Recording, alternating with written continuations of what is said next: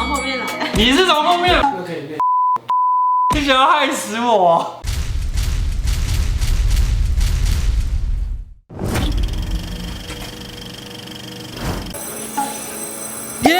我是小哥爱嘞，最爱你。OK， 那我现在所在的位置在台中逢甲夜市。今天小哥爱你要实测的主题是女生有没有在用交友软体买可乐呢？我今天询问现场的女生，会不会有人真的跟我买可乐呢？你们知道什么是买可乐吗？你知道什么是买可乐吗？你知道什么是买可乐吗？你知道什么是买可乐吗？不知道，不知道。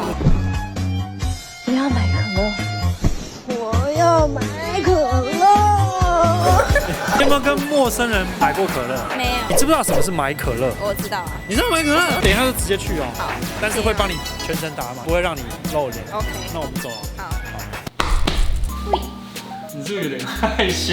有一点。那我问你，你比较喜欢用什么样的姿势？但是从后面来的。你是从后面？那你怎么会想要跟我约？我刚好在玩交友软体。那你可以跟我秀一下你是用什么交友软体？好，我教你，就是这个啊，WeTouch。哦，你是玩 WeTouch？是啊。那我比较好奇的是，你都怎么跟男生聊天？都是别人找我聊比较多，就是别人先开头。哦，所以他也是会有人私讯你这样。对。那他有没有什么比较特别的功能？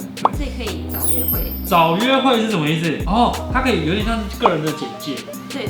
这么多男生，你第一眼看哪里？第一眼看。大头贴。对啊。所以其实底下这些资料都不重要的。也是蛮重要的啊！你看这就买可乐。对，它有一个选项让你选买可乐，对不对？有啊。真的很多人买可乐哎。A few moments later。很累是不是？人生舒爽啊！如果你们有想要买可乐的，你们也可以上 WeTouch 约约看哦，或许可以遇到像这样的人，也不一定。